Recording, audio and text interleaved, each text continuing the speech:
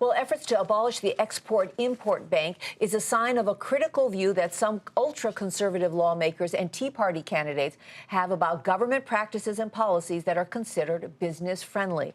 That's making Tuesday's U.S. Senate GOP primary in Mississippi a closely watched race by both political leaders and the business community.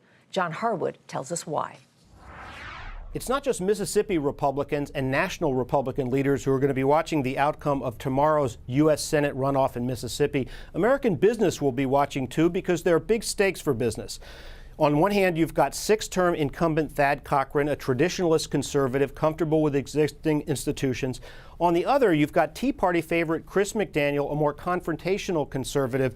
And he would strengthen the wing of the caucus that takes a skeptical view toward the Export-Import Bank, the extension of the highway bill, comprehensive immigration reform, even keeping the government open and raising the debt ceiling in certain circumstances.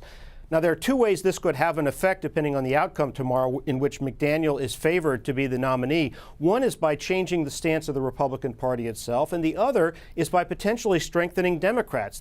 Democrats believe they'd have an outside chance of holding this seat if Chris McDaniel is the nominee because he is so far right. You also have the question of whether the Republican Party can adapt and broaden its appeal for the 2016 presidential race.